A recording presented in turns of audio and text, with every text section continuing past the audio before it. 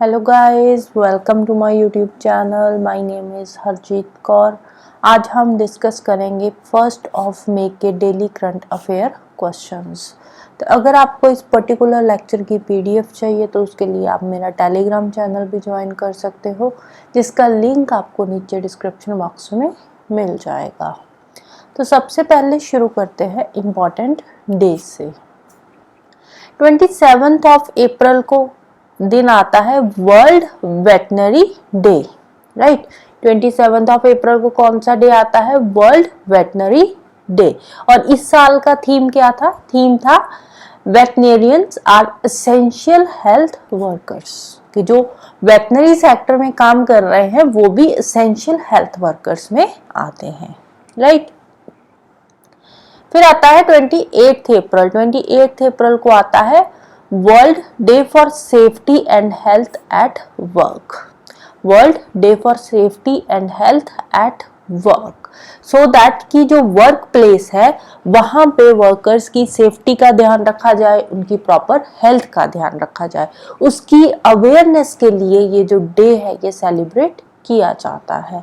और इस साल का थीम क्या था? इस साल का थीम था climate change and safety and health at work, right. Next एक वीक सेलिब्रेट किया गया था जो अप्रैल का लास्ट वीक था। 24 से लेकर 30 अप्रैल के बीच का जो वीक था। और एक और बात है, जो 27 अप्रैल वाला डे हमने देखा था ना, वर्ल्ड वेटनरी डे, ये यूजुअली सेलिब्रेट किया जाता है लास्ट सैटरडे को, last Saturday of April, right.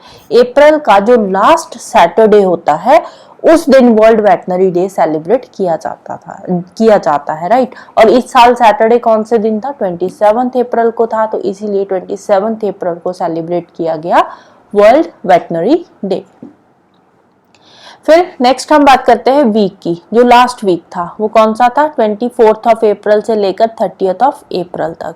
तो ये कौन सा वीक था? World immunization week 2024। World immunization week 2024 इसको ऑब्जर्व किया गया है, राइट। अप्रैल का लास्ट वीक है world immunization week 2024 to aware people about the vaccination, so that की प्रॉपरली टाइमली जो वैक्सीनेशन है वो बच्चों को दी जाए, जो भी वैक्सीनेशन जो भी उसका टाइम होता है, राइट। और इस साल का थीम क्या था? थीम था humanly possible immunization for all. सबको इम्यूनाइज करना ह्यूमनली पॉसिबल है, राइट। ये इस साल का थीम था, humanly possible immunization for all, right. इसके अलावा एक हमने और डे पढ़ा था, world vaccination day. World vaccination day ये कब था? ये था 16 मार्च को, राइट। वर्ल्ड वैक्सीनेशन डे कब होता है? 16 मार्च को। जब था तब भी हमने पढ़ा था, तो यहाँ पे एक बार हमारा साथ में रिवाइज हो गया वर्ल्ड इम्यूनाइजेशन वीक के साथ। इम्यूनाइजेशन वीक कौन सा है? 24 अप्रैल से लेकर 30 अप्रैल तक है, राइट। नेक्स्ट बात करते हैं मई की। 1 मई को 3 दिन आते हैं। एक है इंटरनेशनल लेबर डे, राइट। दूसरा आता है महाराष्ट्र डे, क्योंकि इसी दिन 1 मई 1960 को महाराष्ट्र स्टेट बनी थी।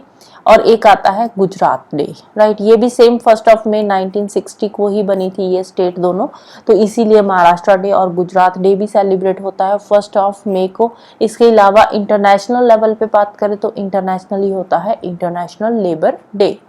और इंटरनेशनल लेबर डे का जो थीम है, कौन थीम अनाउंस करता है? International labour organisation. और इस साल का थीम क्या है? Ensuring safety and health at work in changing climate, right. अब ये जो इंटरनेशनल लेबर डे है ये सेलिब्रेट क्यों किया जाता है? क्योंकि इसी दिन 1 मई 1886 को क्या हुआ था? यूएसए में जो लेबर ऑर्गेनाइजेशन थी, जो पूरी की पूरी लेबर थी, वर्कर्स थे, उन्होंने स्ट्राइक कर दी थी। स्ट्राइक क्यों करी थी? क्योंकि वो क्या चाह रहे थे कि 8 आवर्स अ डे जो वर्किंग आवर्स है वो 8 आवर्स होने चाहिए, राइट। हम एक दिन में 8 घंटे काम करेंगे, इससे ज्यादा हमारी एफिशिएंसी नहीं है काम करने की, राइट। तो इसीलिए जो 1 मई है तब से 1 मई को क्या सेलिब्रेट किया जाता है? International labour day. नेक्स्ट चलते हैं क्वेश्चंस पे। सबसे पहले है Khongjom day. Khongjom day is observed in which state. अब देखो जो खोंगजोम डे है ये कोई इंडिया लेवल पे सेलिब्रेट नहीं किया जाता, ये एक पर्टिकुलर स्टेट में ही जो है ये ऑब्जर्व किया जाता है, राइट। तो कब होता है खोंगजोम डे? खोंगजोम डे जो होता है ये होता है 23 अप्रैल को, राइट। 23 अप्रैल में कौन सी स्टेट में होता है खोंगजोम डे? ये होता है मणिपुर स्टेट में। तो स्टेट का नाम इंपॉर्टेंट है, याद रखना है, राइट। अब हुआ क्या था इस दिन? 23 अप्रैल 1891 में यहाँ पे एक बैटल हुई थी, battle of Anglo Manipuri war. तो इसमें जो ब्रेव सोल्स थी हमारे जो या वहाँ के राजा थे, किंग थे पौना ब्रजभाषी, राइट। तो इनकी ये काफी ब्रेवली इन्होंने ब्रिटिशर्स के अगेंस्ट लड़ाई लड़ी थी। ऑल्दो एट द एंड जो ब्रिटिशर्स थे वो जीत गए थे, लेकिन काफी ब्रेवली इन्होंने ये लड़ाई लड़ी और लास्ट में जो थे लड़ते लड़ते ये शहीद हो गए। तो इन्हीं की ब्रेवरी को ट्रिब्यूट देने के लिए ये जो डे है ये सेलिब्रेट किया जाता है, right. Fought against the British at Kheba hills of Khongjom during battle of Anglo Manipuri war in 1891, right. अब हुआ क्या था, मणिपुर जो था ना 1891 से पहले जो मणिपुर था, मणिपुर अलग से एक अपना प्रोविंस बनाकर बैठा हुआ था, ये ब्रिटिशर्स के अंडर नहीं आता था 1891 से पहले। तो हुआ क्या था 1891 में मणिपुर के जो 4 राजा थे तो आपस में उनकी लड़ाई हो गई, जिसकी वजह से उनमें से एक राजा ने ब्रिटिशर्स की हेल्प मांगी। अब ब्रिटिशर्स तो हेल्प करने के लिए तैयार रहते हैं क्योंकि अगर वो उस राजा की हेल्प करेंगे तो साथ में मणिपुर की टेरिटरी उनके अंडर आ जाएगी। तो जिसके लिए जो ब्रिटिशर्स थे उन्होंने उस राजा का साथ दिया और मणिपुर के जो ये राजा थे पौना ब्रजभाषी इनके साथ लड़ाई करी और लास्ट फाइनली इनको हरा दिया। कौन सी वॉर थी? Battle of Anglo Manipuri war, right.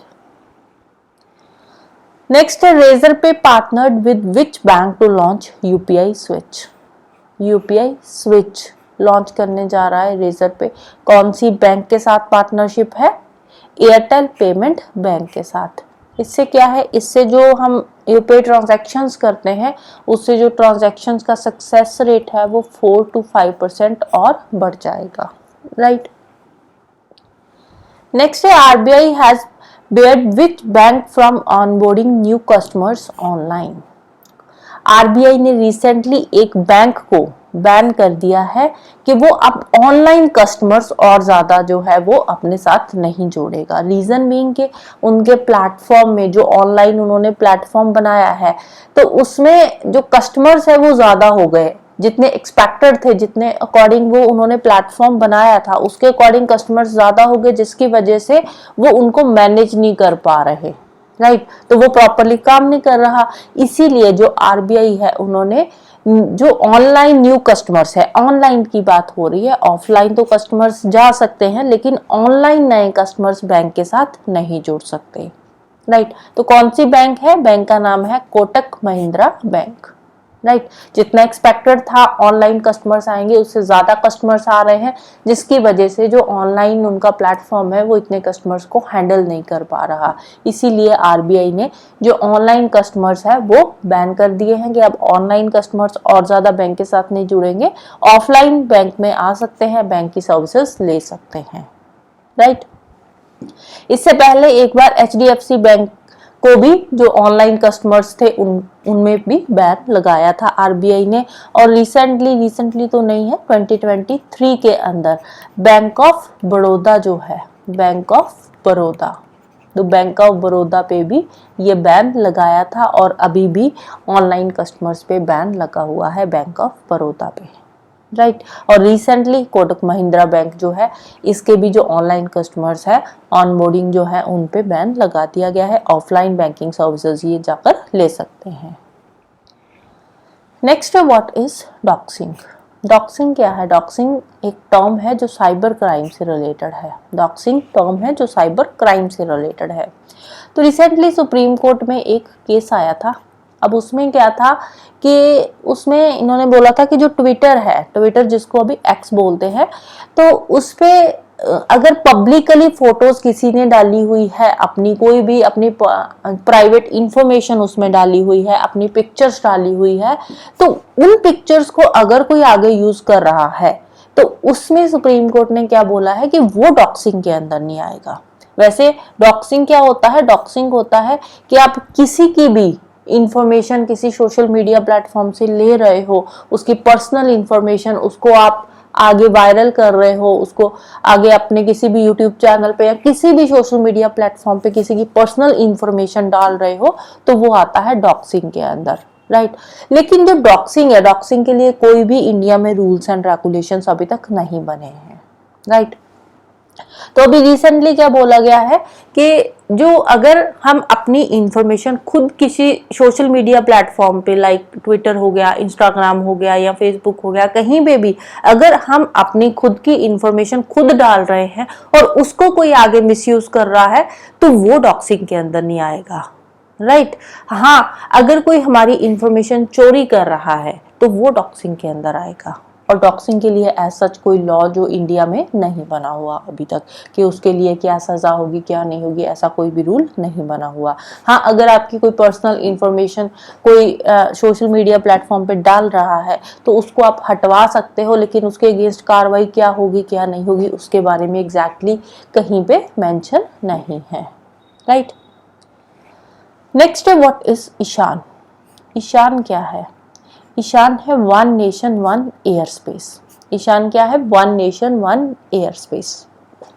India में अभी तक टोटल 4 एयर स्पेस जो कंट्रोल स्टेशंस है, राइट। कौन कौन से हैं? फ्लाइट इंफॉर्मेशन रीजन जिसको बोलते हैं, FIR भी बोलते हैं, फ्लाइट इंफॉर्मेशन रीजन। इंडिया में टोटल कितने हैं? 4 है। कौन कौन से? दिल्ली, मुंबई, कोलकाता, चेन्नई। और अब बात हो रही है कि एक ही सेंटर होगा जहां से पूरा का पूरा जो एयर ट्रैफिक है उसको कंट्रोल किया जाएगा। जैसे पहले ये 4 सेंटर थे, तो अब क्या बोल रहे हैं कि अब एक ही सेंटर होगा और उसी एक सेंटर से पूरे के पूरे एयर ट्रैफिक को कंट्रोल किया जाएगा। और वो एक सेंटर कहाँ पे होगा? नागपुर के अंदर, राइट। अभी इस पे बातचीत चल रही है, तो अब हो गया रहा है कि नागपुर के अंदर एक ही सेंटर होगा जो पूरे के पूरे एयर ट्रैफिक को कंट्रोल करेगा, जिसका नाम इन्होंने दिया ईशान। ईशान की फुल फॉर्म क्या है? Indian single sky harmonised air traffic management. इसका बेनिफिट क्या होगा? इसका बेनिफिट होगा कि जो फ्लाइट्स डिले हो रही है वो थोड़ी कम डिले होगी, कंजेशन कम होगा, थोड़ा और स्मूथली जो काम है वो हमारा चलेगा।